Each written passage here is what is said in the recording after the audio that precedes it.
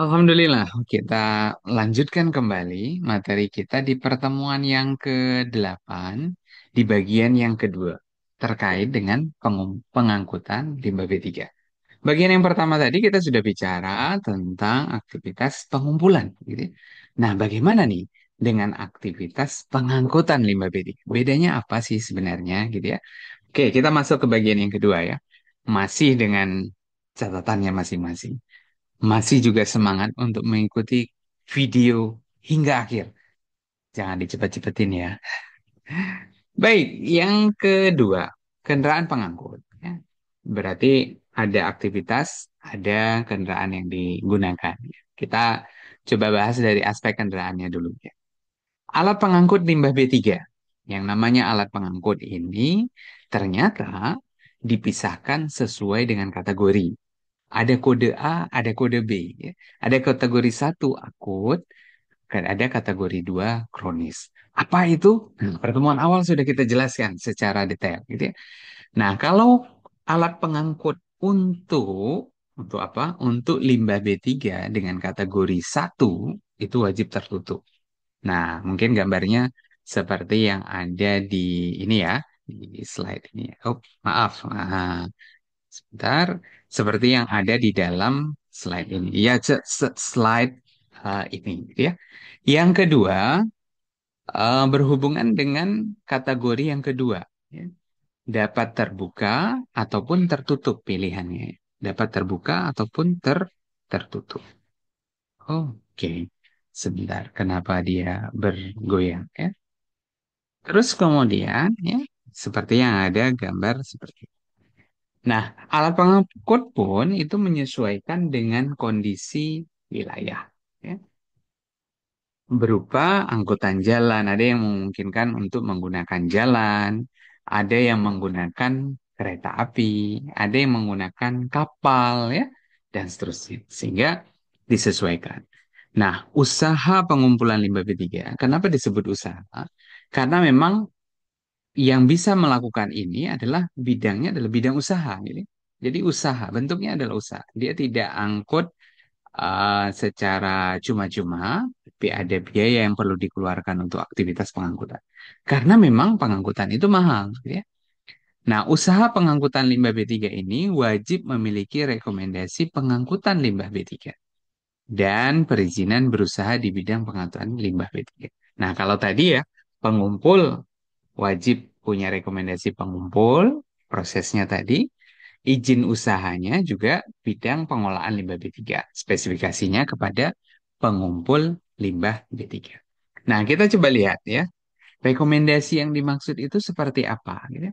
Jadi rekomendasi pengangkutan limbah B3 itu menjadi dasar diterbitkannya izin pengolahan limbah B3 untuk aktivitas pengangkutan. Jadi karena pengangkutan menjadi bagian dari pengelolaan, disebutlah izin pengolahan. Tapi spesifiknya dia bagiannya adalah pengangkutan. Boleh nggak ini pengangkut punya izin pemanfaat? Boleh. Ya, kalau dia memang punya usaha itu sekaligus ngangkut, sekaligus manfaatin, sekaligus ngolah, punya tempat penimbunan, boleh. Seperti yang dilakukan oleh gambar ini nih. Nah, ini adalah lokasi PT PPLI ya, Prasada Pamunah Limbah Industri yang ada di Bogor sana. Mereka melakukan ini ya. Jadi mulai dari kumpul angkut, kemudian pemanfaat, kemudian pengolah, dan ada penimbunan akhir ya. Jadi satu komplit. Nah, setelah mendapatkan rekomendasi dari Menteri Lingkungan Hidup, ya, pengangkut limbah B3 wajib mengajukan permohonan perizinan berusaha. Ya, jadi setelah ada rekomendasi, boleh nih rekomendasi. Nanti kita lihat isi rekomendasinya itu apa. Ya. Nah, setelah itu bisa mengajukan perizinan berusaha. Nah, penerbitan perizinan berusaha karena bidangnya adalah transportasi, maka yang mengeluarkan izinnya adalah di bidang perhubungan. Berarti ada Kementerian Perhubungan yang mengeluarkan izin pengangkutan limbah B3. Nah, kita akan coba lihat satu dulu ya, rekomendasi. Rekomendasi itu isinya apa? Jadi, rekomendasi kalau kita lihat, untuk mendapatkan rekomendasi, maka pengusaha ini ya, calon usaha ini perlu mengajukan permohonan tertulis kepada menteri. Jadi tingkatan pengumpulan dan pengangkutan itu levelnya izinnya di kementerian. Sedangkan tempat penyimpanan itu izinnya di kabupaten, kota, atau provinsi. Nah, dengan syarat apa? Bukti kepemilikan. Ya, ini saya ambil dari syarat-syarat administrasi yang lain, saya tidak tulis di sini. Tapi yang poin-poin yang penting ya, selain administrasi tadi, dia punya bukti kepemilikan atas dana penjaminan untuk pemulihan fungsi lingkungan hidup. Minimal tersimpan dana sebesar 5 miliar. Kenapa seperti itu? Ya, karena dalam perjalanan ya, sangat mungkin kendaraannya terjadi sesuatu kecelakaan, kemudian limbah yang dibawa tumpah sehingga bisa mencemari lingkungan yang ada di sekitar tersebut, sehingga perlu dipulihkan. Ya, maka ada cadangan dana yang tersimpan yang bisa ditarik oleh pemerintah yang menjadi beban si pengangkut limbah B3 ini. Jadi ada uang ya, minimal 5 miliar. Yang kedua, ada kontrak kerjasama antara penghasil tadi ya. Penghasil ya, kemudian dia sudah menyimpan di TP ya. Dia akan dibawa ke pengumpul atau dia dibawa ke pengangkut ya. Kemudian selanjutnya pemanfaat ataupun pengolah. Nah, pengangkut ini harus punya kerjasama dengan penghasil, kerjasama dengan pengumpul, kerjasama dengan pengolah, kerjasama dengan pemanfaat. Jadi tidak boleh sembarangan. Ya. Jadi dia harus memiliki eh, dokumen kerjasama dengan berbagai macam pihak. Baik sebelum limbah itu diangkut maupun sesudah limbah itu diangkut. Dari mana dan kemana limbah tersebut dibawa. Itu perlu ada dokumen kerjasama. Ya. Nah, dokumen yang lain, dokumen pengangkutan limbah ini, ya perlu jenis, jumlah alat angkut, punya truk berapa, jenisnya apa, gitu. Sumber, nama, karakteristik limbah yang diangkut, ya. Prosedur penanganan limbah P3 pada kondisi darurat, SOP ya, SOP kondisi darurat. Dan prosedur bongkar muat limbah B3. Karena apa? Ya tadi ya, kondisinya limbah yang dibawa bisa beda-beda. Ada cair, ada padat, ada kategori satu, kategori dua.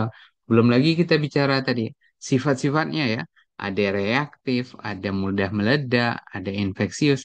Nah, prosedurnya pasti butuh prosedur satu-satu yang diterapkan, bukan hanya secara administrasi.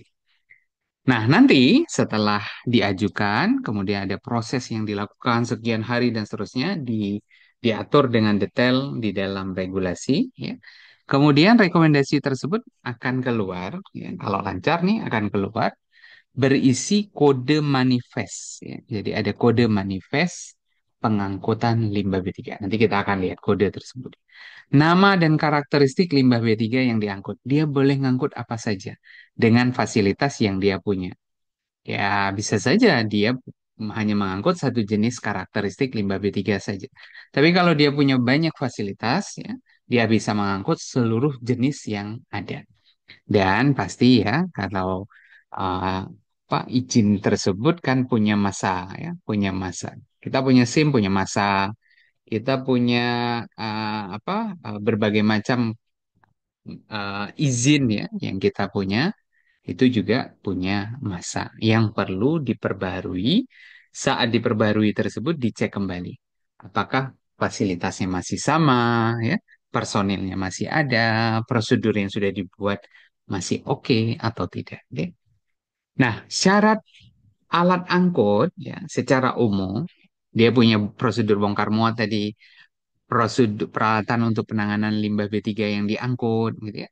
Harus dipisahkan alat angkutnya seperti ini ya, memindahkan ke truk seperti ini. Prosedur penanganan limbah B3 dan ada GPS tracking. Jadi truk-truknya dipasang. Nah, kenapa? Karena ada satu portal yang dibangun oleh kementerian namanya Silacak ya. untuk melacak pergerakan dari limbah yang sedang berpindah lokasi. Kenapa sebegitu penting? Karena yang dibawa adalah limbah beracun, limbah berbahaya yang potensi mencemari, melakukan tindakan-tindakan pelanggaran. Itu sangat memungkinkan. Ternyata dibawa ke tempat lain, diolah dan seterusnya, atau tidak diolah, dibuang begitu saja. Sehingga perlu dilacak dari keberadaan truk pengangkut tersebut. Ya. Itu syarat umumnya. Bagaimana dengan syarat khususnya? Gitu. Jadi syarat khususnya ya, alat angkut berupa angkutan jalan ya, ini untuk angkutan jalan, contoh ya, karena nanti ada angkutan laut, sungai dan seterusnya, itu menggunakan alat angkut roda 4. Berarti kendaraannya roda 4, nggak bisa pakai motor, nggak bisa pakai sepeda, apalagi ya, kayak sampah motor roda 3, ya. Harus roda 4 atau lebih. Ya. Mencantumkan nama perusahaan. Nah, ini ya. Nama perusahaannya misalnya kita lihat ya PPLI, kemudian ini ya ini ya PLKK ya pengelola limbah Kutai Kartanegara ya jadi di Kutai sana ya ini milik pemerintah ada nama perusahaan ada nomor telepon. Nah, kita lihat nomor telepon ada ya nomor telepon yang dipakai ada simbol ya. Jadi ada keterangannya, nama di keempat sisi kendaraan. Jadi kalau terbalik, tertabrak masih ada nama yang dikenali. Karena perlu tindakan segera, nggak boleh didekati orang ya pas dia kebalik dan seterusnya. Simbol juga begitu. Jadi di keempat sisi. Nah, kalau dilihat nih ya, ada di sini simbolnya, ada di sini ya. Ini juga ada di sampingnya. Berarti di belakang dan di sisi satunya juga ada. Nah, ini syarat khususnya ya. Nah, bagaimana kewajiban pengangkut limbah B3 ini ya? Melakukan pengangkutan limbah B3 sesuai dengan rekomendasi pengangkutan limbah B3 dan perizinan berusaha di bidang pengangkutan limbah B3 ya. Membuat Vestronik ya, membuat Vestronik dan melakukan rekapitulasi pengangkutan limbah B3. Vestronik ini dulu namanya manifest, manifest yang dokumennya hard dokumen berisi lembar-lembar berwarna-warna. Yang lembar itu dikasih ke penghasil, dikasih ke pengumpul, dikasih ke pengangkut, dikasih ke pengolah, dikasih ke pemanfaat, dan yang terakhir dikasih ke eh, Kementerian Lingkungan Hidup untuk menjaga bahwa limbah yang dihasilkan diambil dari tempat yang tepat, limbah yang dihasilkan dibawa ke tempat yang tepat untuk dikelola supaya tidak mengganggu lingkungan ya. Nah, Vestronik ini akan dilaporkan selama 6 bulan sekali. Isinya apa ya? Laporan itu isinya apa? Nama, sumber, karakteristik, jumlah limbah B3 yang diangkut, ya, jumlah dan jenis alat angkut, tujuan akhirnya kemana, bukti penyerahannya seperti apa. Namun sejak tahun 2020 manifest ini berganti menjadi Vestronik ya. Nah, kita coba lihat ya bagaimana ada sedikit apa video panduan ya seperti apa sih Vestronik tersebut. Saya coba share terlebih dahulu sebentar. Eh, Oke. Oh, ya, ini dia ya. Saya coba untuk share mudah-mudahan suaranya terdengar ya. Oh, sebentar. Oh, ternyata terputus sebentar ya.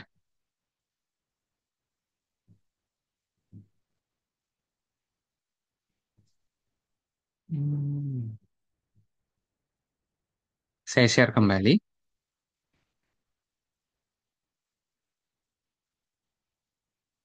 Oke. Hmm. Oke. Mudah-mudahan sudah terlihat ya. Oh, sebentar.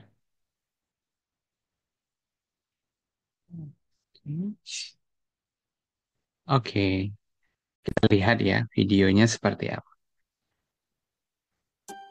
Fastronic merupakan sistem berbasis website pemantauan kegiatan pengelolaan limbah B3 sesuai dengan Peraturan Menteri Lingkungan Hidup dan Kehutanan Republik Indonesia Nomor 6 Tahun 2021 yang menerangkan bahwa pengangkutan limbah B3 wajib menggunakan manifest elektronik atau Fastronic. Fastronic ini telah terintegrasi dengan Simple dan Siraja, sehingga Anda hanya perlu membuat satu akun untuk login di Fastronic, Siraja, dan Simple. Simple merupakan sistem berbasis website yang dibuat oleh KLHK sebagai wadah para pelaku usaha untuk melakukan kewajiban pelaporan lingkungan. Dan Siraja merupakan bagian dari Simple sebagai wadah untuk pelaporan limbah B3 yang dihasilkan. Apakah Anda belum mengetahui cara menggunakan Fastronic? Simak panduannya berikut ini. Pertama, kunjungi website fastronic.menlhk.go.id, lalu pilih daftar. Setelah itu, sistem akan mengarahkan Anda ke halaman Simple. Lalu isi keterangan yang diperlukan seperti PIC penanggung jawab dan informasi perusahaan. Jika semua keterangan telah diisi, silakan klik daftar dan Anda akan terverifikasi lebih lanjut oleh sistem. Jika perusahaan Anda telah terdaftar dan terverifikasi, kunjungi website Siraja di plb3.menlhk.go.id, lalu silakan isi username dan password yang telah didaftarkan sebelumnya.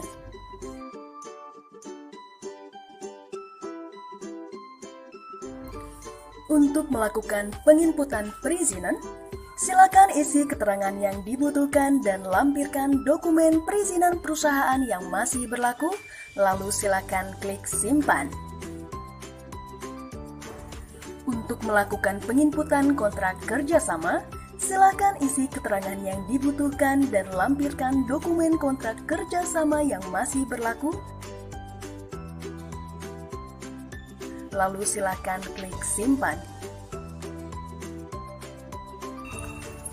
Untuk melakukan penginputan pengangkutan, isi keterangan yang dibutuhkan dan lampirkan dokumen pengangkutan yang masih berlaku, lalu klik simpan. Input data limbah masuk pada bagian ini untuk mengetahui jumlah limbah yang masuk ke TPS internal perusahaan Anda. Isi keterangan yang dibutuhkan seperti tanggal limbah B3 dihasilkan, kuantitas, dan lain sebagainya, lalu klik simpan.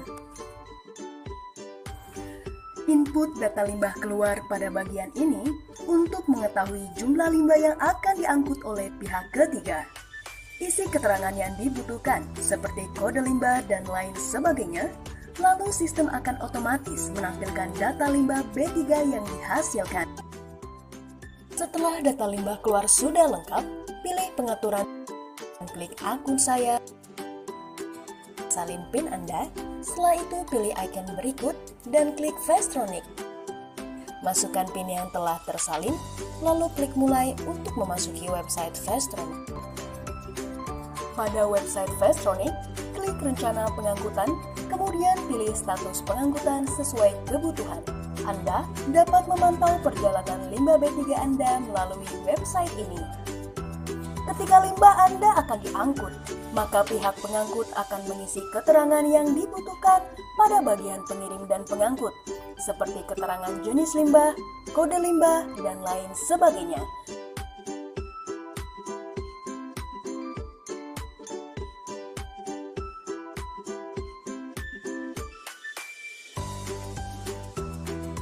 Lalu, silakan klik kirim limbah.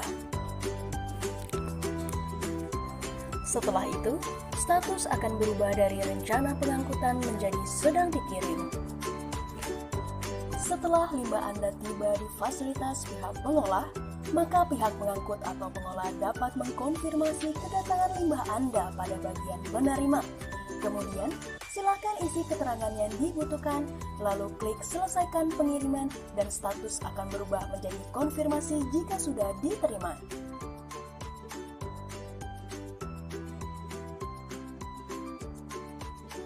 Setelah melakukan konfirmasi data limbah yang datang, silakan submit.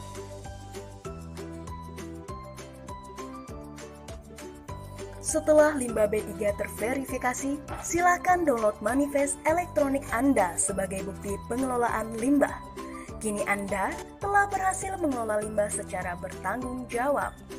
Merupakan komitmen kami untuk membantu Anda dalam melestarikan lingkungan.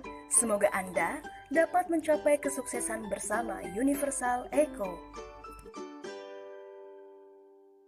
Nah, teman-teman semuanya, ya tadi kita sudah coba simak ya terkait dengan penggunaan dari apa Vestronic ini ya. Nanti link videonya saya coba kasih juga gitu ya. Selanjutnya adalah di bagian yang terakhir, pada saat kita bicara terkait dengan pengangkutan limbah B3, maka kecocokan limbah tersebut menjadi poin yang penting untuk kita pahami bersama. Gitu. Karena apa? Gitu ya. Karena apa? Eh, karena satu limbah dengan yang limbah yang lain memiliki karakter yang berbeda.